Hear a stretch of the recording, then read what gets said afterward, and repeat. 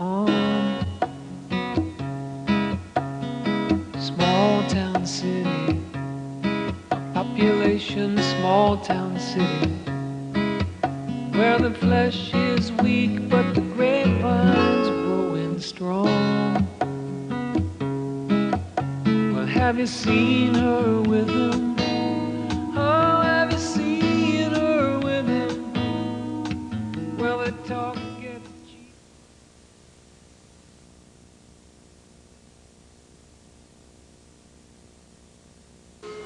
A Rooftop Writer Symposium. That was a pretty good one. That started off with Bob Sloan, Rod Rondell, Maxwell Malice, Kirk Ross, deciding they were going to do a tribute to writing on the roof of this abandoned building that they were going to continually write for 7 days, straight through. And somebody hauled up a typewriter up to the roof, and they started typing. I stopped by on the second day. By this time they had had several typewriters donated and brought over in a desk, and somebody had run a power cord to the top of the building, and it was a lot of fun. People were hanging out. It was beautiful weather, and they were into the concept of writing out things, poetry, short stories, what was going on at the time. We were blessed by incredible weather. It was beautiful. And by the middle of the week, the local media, the local newspaper, knew about it and sent a guy to write the article and the story. And he crawled up. You had to go up through this ladder and up across another section of the roof to get to the spot. And he came up and interviewed us and took some photos, and they made the front page of the Herald Times. This was which building? This is the south side of the square, where I don't know what it's called now, but south side of the square. It's all yuppified now, gentrified. But it was before they tore it out. They were going to tear it out and remodel it. So anyway, they printed a front page article on it in the paper, and then the Indianapolis news channels heard about it, and they sent a couple of teams down there to interview, and they lugged up a couple of heavy cameras, and I got interviewed for that spot. We all did, and they did news stories on it at night. And so at this point, more and more people were coming by, and there were more and more typewriters, and everybody was writing, and we made it through the weekend, and it didn't rain at all, and we were totally burnt out by the 7th day. We were all doing it in shifts, so there was always somebody there, always typing, and we had a big old stack of papers. And I remember people like Susie Wybark and Mike Wybark and Chris Cruel and Ransom, Jim Mannion, and like that, all stopping by.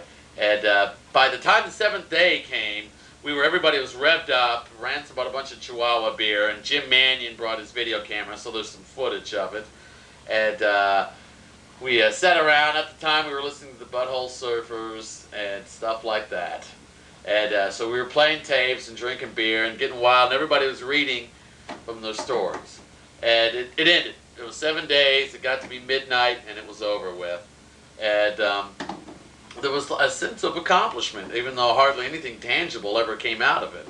Sitting on the roof, flying actual, and it's enough to give one light.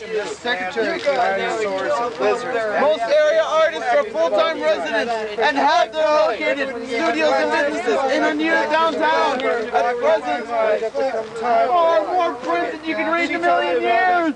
I always liked it. I always wanted to do another one. But anyway, one of the things about that story is that all the written stuff was taken down to North Carolina, Kirk and Rat, and you'd have to ask them what happened to it. I don't know if they're still lugging it around. I know my stuff. Before it left that roof of the building, I took all mine and I stashed it away in my own notebook. So I got mine. But I don't know what happened to the rest of it. So was it seen as a sort of protest by the media? Yes and no. They did the more bohemian art types hang out kind of thing. They were perplexed by it. I'm not really sure, like the news people from Indianapolis that sent down the camera crews, I think they were somehow expecting more of a story. At the time, there was an anti-apartheid boycott South Africa sleep-in, sit-in going on up by Spaceport, up at Indiana and Kirkwood at the same time. They might have been in town also to do something like that.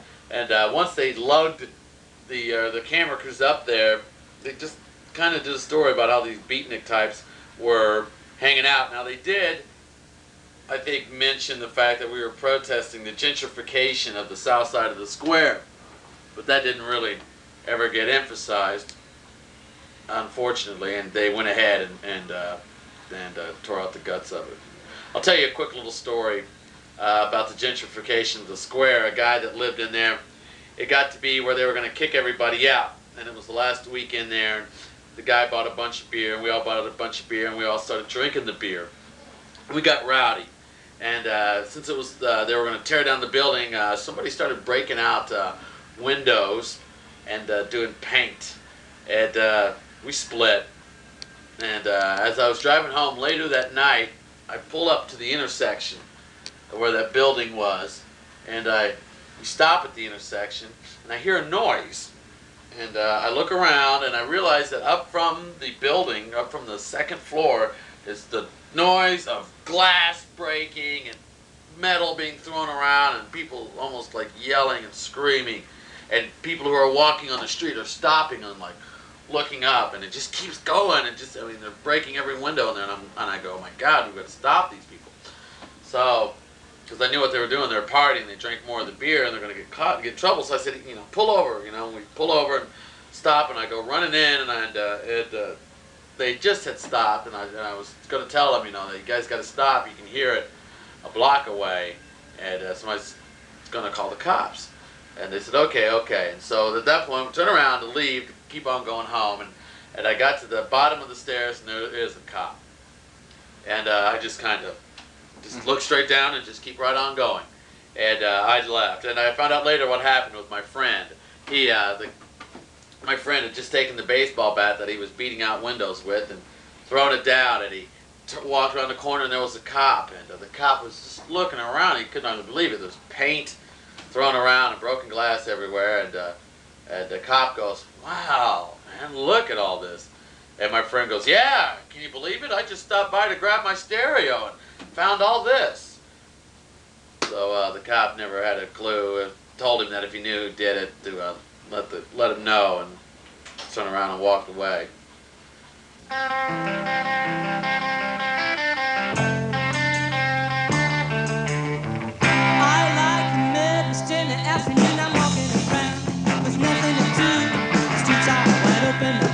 To you, I happen to like the Midwest. I got nothing to do, maybe no special, sometimes not much fun.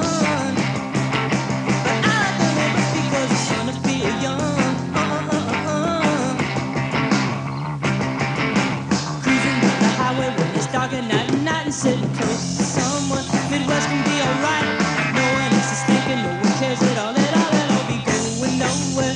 Let's give them a call. Maybe no special, sometimes not much fun.